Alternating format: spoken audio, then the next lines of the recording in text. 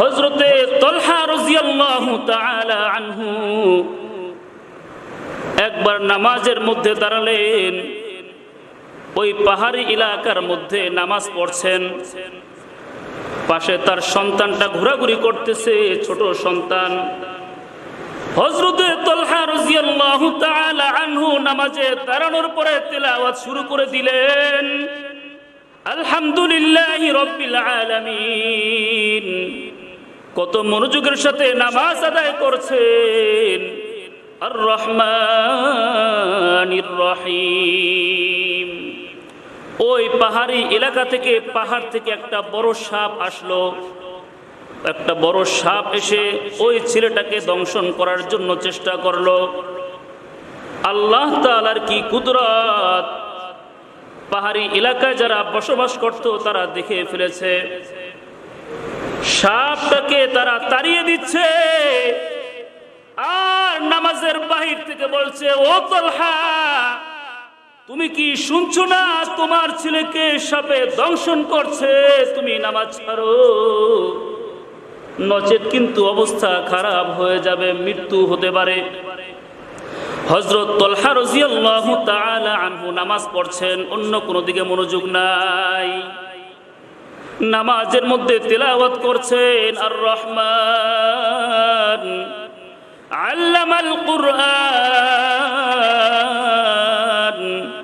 খলাকাল ইনসান। আল্লাহু আকবার। আল্লামাহুল বায়ান। নামাজ শেষ করে সালাম ফিরিয়েছেন, আসসালামু আলাইকুম ওয়া রাহমাতুল্লাহ। বাম দিকে সালাম ফিরিয়েছেন, আসসালামু আলাইকুম ওয়া রাহমাতুল্লাহ। নামাজ শেষ করার পরে সকলেই বলছে, ও তালহা, তুমি কি কাজটি ঠিক করেছো? নামাজের বাহির থেকে আমরা তোমাকে কতবার ডেকেছি, বিপদে পড়লে নামাজ ছাড়া যাবে এই রুখসত আছে, তুমি কেন আমাদের কথায় কর্ণপাত করলে না? হযরত তালহা রাদিয়াল্লাহু তাআলা আনহু বড় একজন সাহাবী ছিলেন। তিনি বলেছেন, ও আমার বন্ধুরা, আমার গ্রামবাসী, তোমরা শোনো, তোমরা যে আমাকে ডাক দিয়েছো, আমি ডাকের কোনো আওয়াজই পাইনি। আল্লাহু আকবার।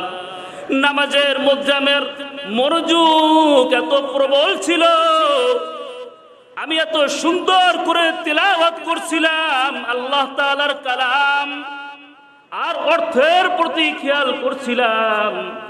দুনিয়ার কোনো কাজের প্রতি তোমরা বিশ্বাস করো, আমার মনোযোগ যায়নি।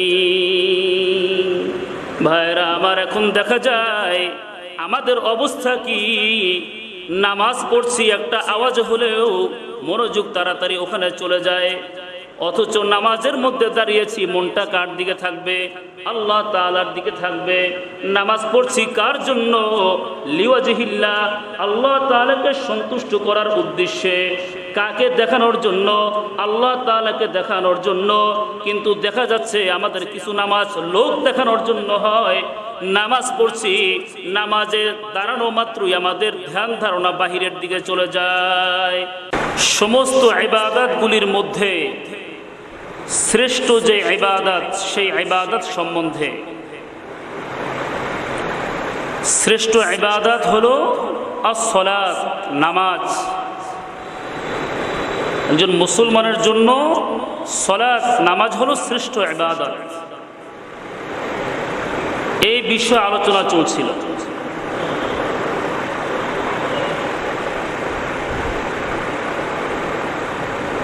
নামাজ হচ্ছে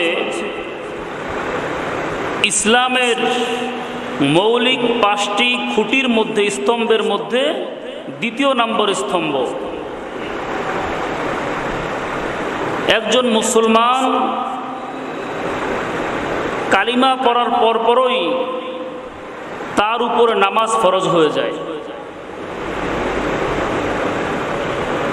এজন্য 5টি স্তম্ভের শুরুর স্তম্ভ হলো শাহাদাতি আল্লাহ ইলাহা ইল্লাল্লাহ। প্রথমে এই সাক্ষ্য দেওয়া আল্লাহ সুবহানাহু ওয়া তাআলা ব্যতীত কোনো মাবুদ নেই, ওয়া আন্না মুহাম্মাদার রাসূলুল্লাহ, রসুল আরবি সাল্লাল্লাহু আলাইহি ওয়াসাল্লাম আল্লাহ তাআলার রসুল। এটা পরে আমরা মুসলমান হলাম, ঈমান আনয়ন করলাম। এর পরপরই আমার আপনার উপরে নামাজের হুকুম চলে আসে। এজন্য হাদিস শরীফের মধ্যে ওয়া ইকামিস সালাহ, অর্থাৎ কালিমাতুশ শাহাদার পরের স্থানই হচ্ছে ইকামাতুস সালাহ, নামাজ কায়েম করা। 5টি স্তম্ভের মধ্য হতে কোনো একটি স্তম্ভ, কোনো একটি খুঁটি যদি দুর্বল থাকে, তাহলে ওই ঘরের 5টি স্তম্ভের একটি স্তম্ভ নাই হওয়ার কারণে ওই ঘরটাও দুর্বল থাকে, এর ফাউন্ডেশনটাও দুর্বল থাকে।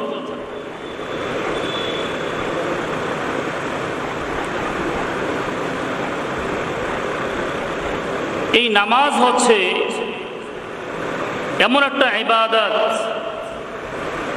যে ইবাদতটা সকল সৃষ্টিজীবের মাঝে সাদৃশ্য রাখে, যে ইবাদত সকল সৃষ্টিজীবের মধ্যেই পাওয়া যায়। কোনো না কোনোভাবে এই ইবাদতের সাথে, নামাজের সাথে সৃষ্টিকুলের সব কিছুই সম্পৃক্ত আছে।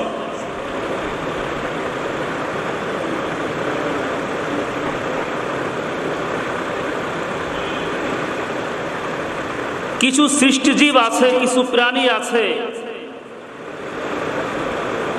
আল্লাহ সুবহানাহু ওয়া তাআলার কিছু সৃষ্টি রয়েছে যেগুলো সদা সর্বদা দাঁড়িয়ে আল্লাহ তাআলার ইবাদত করতে থাকে। নামাজের মধ্যে আমরা যেমন দাঁড়িয়ে ইবাদত করি, সর্বপ্রথম দাঁড়ানো হয়, এমনিভাবে কিছু সৃষ্টি রয়েছে, এদের কাজই হলো, এদের দায়িত্বই হলো দাঁড়িয়ে থাকা, দাঁড়িয়ে দাঁড়িয়ে আল্লাহ তাআলার ইবাদত করছে। তাহলে আমাদের সাথে, মানুষের সাথে, ওই সৃষ্টিজীবের সাথে এই দিক থেকে মিল আছে। যেমন গাছপালা, পাহাড় পর্বত, এগুলো দাঁড়িয়ে দাঁড়িয়ে আল্লাহ তাআলার ইবাদত করতেছে। সুবহানাল্লাহ।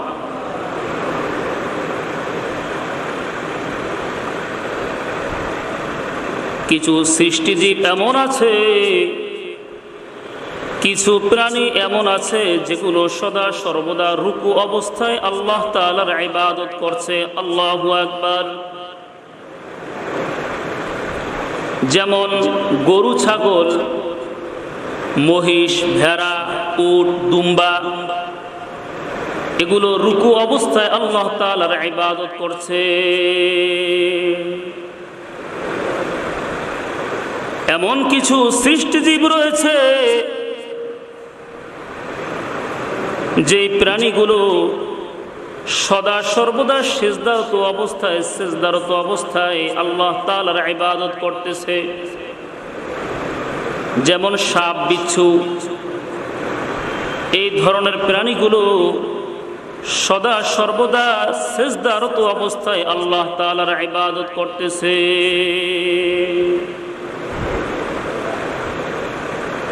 ফেরেশতাদের মধ্য হতে কিছু ফেরেশতা আছে, কিছু মালায়েকা আছে, যে সকল ফেরেশতারা সদা সর্বদা দাঁড়িয়ে আল্লাহ তাআলার ইবাদত করতে থাকবে কিয়ামত পর্যন্ত। কতক মালায়েকা আছে, কতক ফেরেশতা আছে যারা সদা সর্বদা রুকু অবস্থায় আল্লাহ তাআলার ইবাদত করতেছেন। কতক ফেরেশতা রয়েছে যারা সব সময় সিজদারত অবস্থায় আল্লাহ তাআলার ইবাদত করতেছে। সুতরাং বোঝা গেল নামাজটা হলো বড় ইবাদত। এজন্যই সমস্ত সৃষ্টিজীব এর মধ্যে শামিল হয়ে যায়।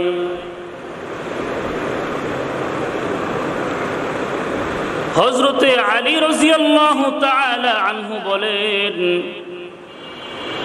নবীজি সাল্লাল্লাহু আলাইহি ওয়াসাল্লামের সর্বশেষ বাক্য ছিল as-সালাত, নামাজ। নামাজ মুমূর্ষু অবস্থায় আল্লাহর হাবিব সাল্লাল্লাহু আলাইহি ওয়াসাল্লাম তার কোনো সাহাবাদের নাম নেন নাই, তার কোনো স্ত্রীদের নাম নেন নাই,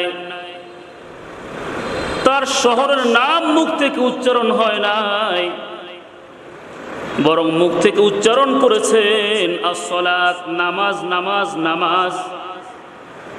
এই as-সালাত উচ্চারণ করার দ্বারা ওই দিকে ইঙ্গিত হয় যে নামাজের মধ্যে উম্মতের সফলতা আছে, আল্লাহ তাআলার বান্দার সফলতা রয়েছে। যদি কোনো ব্যক্তি নামাজকে ধরে রাখে, নামাজ ঠিকঠাক মতো আদায় করে, তাহলে ওই মুমিন হচ্ছে সফল কাম। قد أفلح المؤمنون الذين هم في صلاتهم خاشعون। এই জন্য হাদিসের মধ্যে খুব সুন্দর করে বলা আছে, কানা আখিরু কালামিন নবী সাল্লাল্লাহু আলাইহি ওয়াসাল্লাম as-সালাত। নবীজি সাল্লাল্লাহু আলাইহি ওয়াসাল্লামের সর্বশেষ বাক্য ছিল নামাজ, as-সালাত। ওয়া মা মালাকাত আইমানুকুম, তোমাদের অধীনস্থ যারা রয়েছে তাদের সাথে ভালো আচরণ করো। শেষ নসিহত তিনি করে গিয়েছেন, ওয়া মা মালাকাত আইমানুকুম, যারা তোমাদের অধীনস্থ রয়েছে তাদের সাথে উত্তম আচরণ করো, তাদের প্রাপ্যগুলো দিয়ে দাও।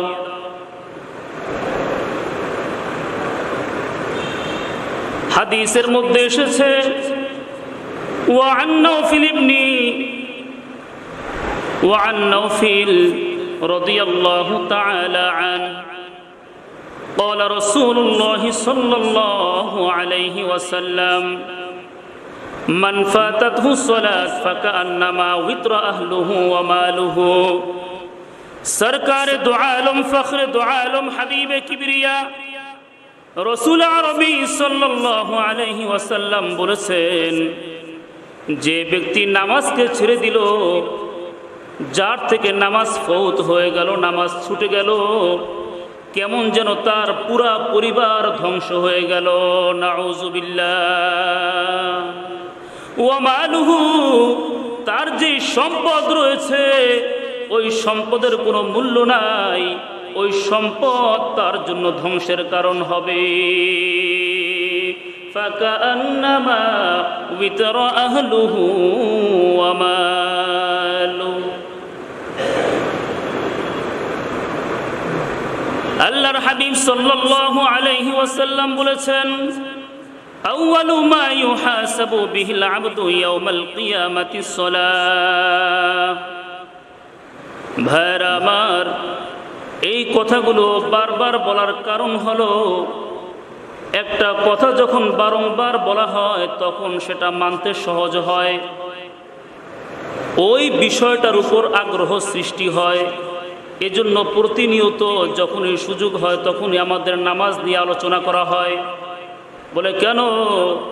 নামাজের দিক থেকে আমাদের দুর্বলতা বেশি। এই হাদিসের মধ্যে এসেছে, আল্লাহর হাবিব সাল্লাল্লাহু আলাইহি ওয়াসাল্লাম বলেছেন, আউয়ালু মা ইউহাসাবু বিহিল আবদু ইয়াউমাল কিয়ামাতিস সালাহ। কিয়ামতের দিন সর্বপ্রথম বান্দার নামাজের হিসাব নেওয়া হবে। ফাইন সলুহাত সলুহা সাইরু আমালি ওয়া ইন ফাসাদাত ফাসাদা সাইরু আমালি। যদি কারোর নামাজ ঠিক হয়ে যায়, ঠিকঠাক মতো যে ব্যক্তি নামাজ আদায় করবে, 5 ওয়াক্ত নামাজ যেই ব্যক্তি জামাতের সাথে আদায় করবে, বলে সলুহা সাইরু আমালি, আল্লাহ সুবহানাহু ওয়া তাআলা কুদরতিভাবে তার অন্য সমস্ত কাজ ঠিকঠাক মতো আঞ্জাম দিবেন। ওয়া ইন ফাসাদাত ফাসাদা সাইরু আমালি, নামাজের মধ্যে যদি গরমিল হয়ে যায়, নামাজের মধ্যে যদি কোনো সমস্যা দেখা দেয়, নামাজ যদি ঠিকঠাক মতো আদায় না করা হয়, ফাসাদা সাইরু আমালি, সমস্ত আমলি ফাসাদ হয়ে যাবে, ফাসিদ হয়ে যাবে, গরমিল দেখা যাবে। আমার দৈনন্দিন সমস্ত কাজের মধ্যে সমস্যা দেখা দিবে। এই জন্য ভাইয়েরা আমার, নামাজ পড়তে হবে। নামাজ কিভাবে সহি করে পড়তে হয়, ওই নামাজ বিষয়ক যারা জ্ঞাত, যারা হক্কানি আলেম আছে তাদের কাছ থেকে জানতে হবে। আমি নামাজের মধ্যে দাঁড়িয়েছি, সূরা কেরাত ঠিক মতো আমার জানা নাই, সূরাতুল ফাতিহা সহিভাবে পড়তে পারছি না, সূরাতুল ইখলাস কুল হুয়াল্লাহু আহাদ সহিভাবে পড়তে পারছি না। যিনি ভালো করে জানেন তার কাছ থেকে শিখে নিবেন। এই জন্য নামাজ ভঙ্গের কারণ কয়টি? 19টি। নামাজ ভঙ্গের কারণ কয়টি? 19টি। এর মধ্যে প্রথম কারণ হচ্ছে নামাজে অশুদ্ধ করা। এখানে বলা হয় না যে নামাজের মধ্যে কেরাত ভুল করা, এখানে বলা হয়েছে নামাজের মধ্যে কেরাত অশুদ্ধ করা। কোন ব্যক্তি নামাজের মধ্যে সূরাতুল ফাতিহা ঠিক করে পড়েছে কিন্তু এটা অশুদ্ধ হয়েছে, ওর নামাজ হবে না। কিতাবের মধ্যে দেখেন নামাজ ভঙ্গের কারণ 19টি। এর মধ্যে প্রথম কারণই হচ্ছে, প্রথম ইল্লাতই হচ্ছে নামাজের মধ্যে অশুদ্ধ তিলাওয়াত করা। আল্লাহ তাআলা আমাদেরকে পবিত্র কুরআনুল কারীম সহিভাবে তেলাওয়াত করবার তৌফিক দান করুন। সকলেই বলুন আমিন।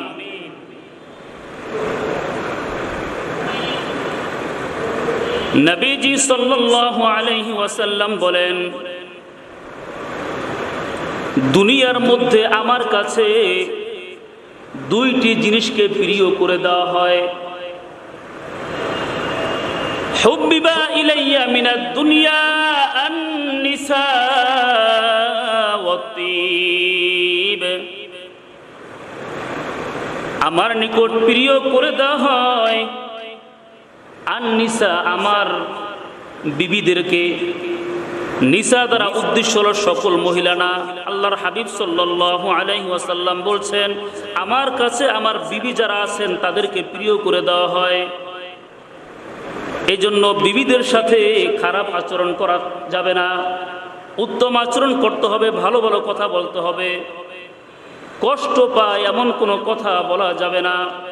হাদিস থেকে প্রমাণ, হুব্বিবা ইলাইয়া মিনাদ দুনিয়া আন-নিসা, মহিলাদেরকে, আমার বিবিদেরকে আমার কাছে প্রিয় করে দেওয়া হয়।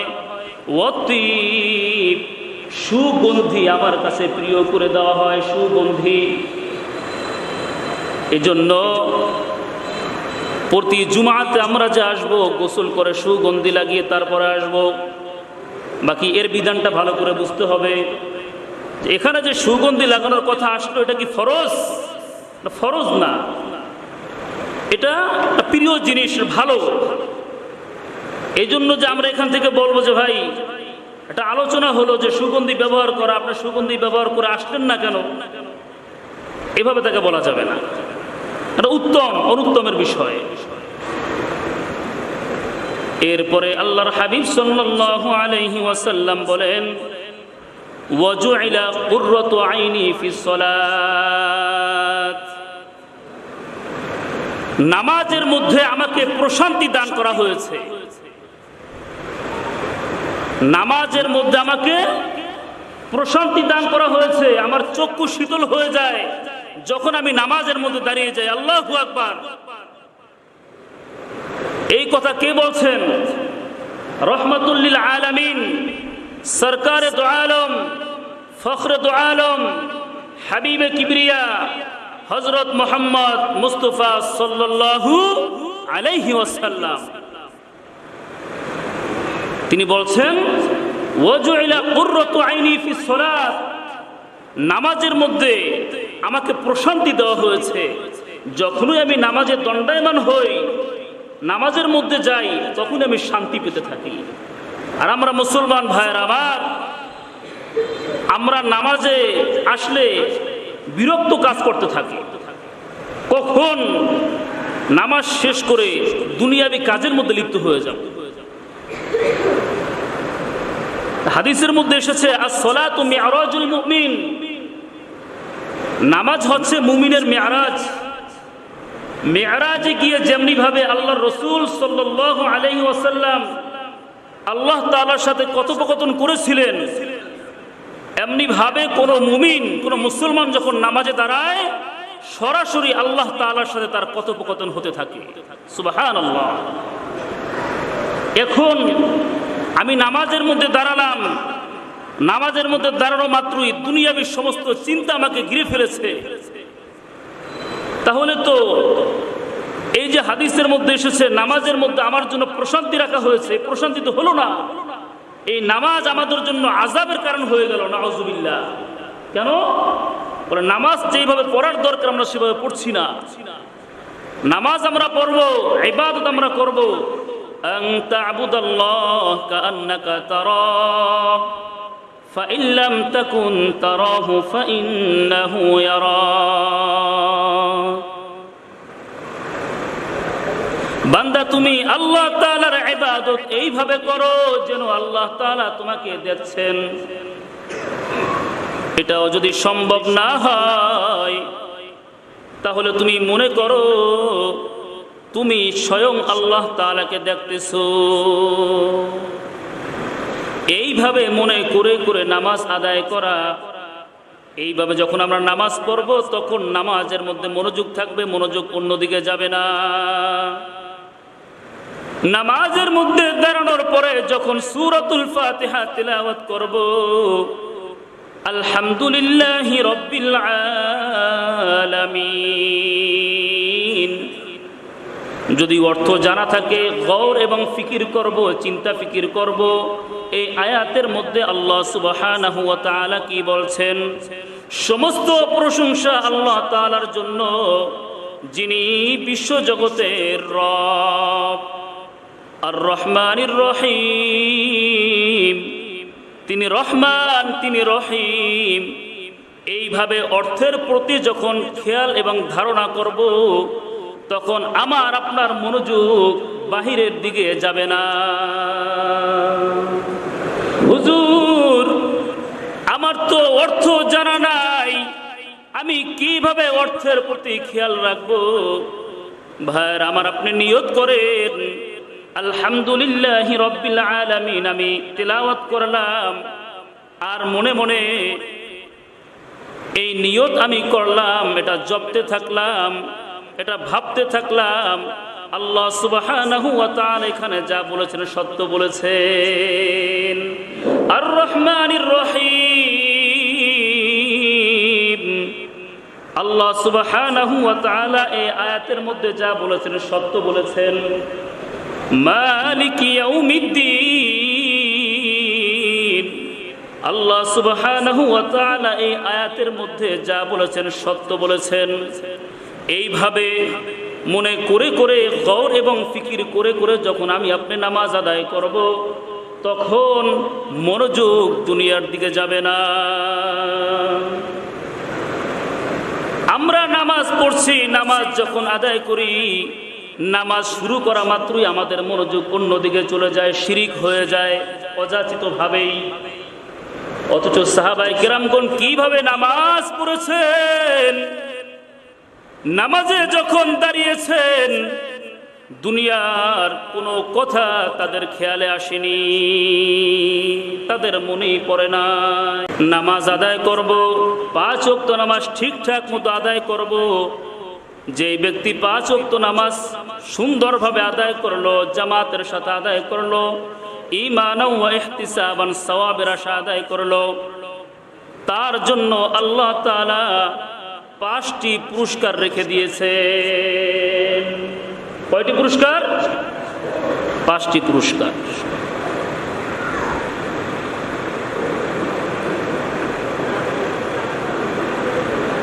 যেই ব্যক্তি সুন্দরভাবে নামাজ আদায় করবে, 5 ওয়াক্ত নামাজ আদায় করবে,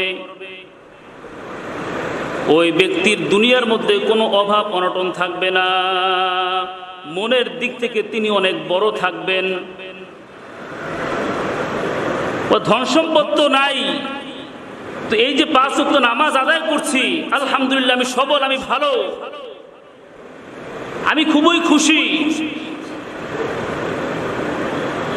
কোনো অভাব অনটন তার থাকবে না। যে ব্যক্তি ঠিকঠাক মতো নামাজ আদায় করবে, আল্লাহ তাআলা আমাদেরকে মনোযোগের সাথে খুশু খুজুর সাথে নামাজ আদায় করবার তৌফিক দান করুন। সকলেই বলুন আমিন।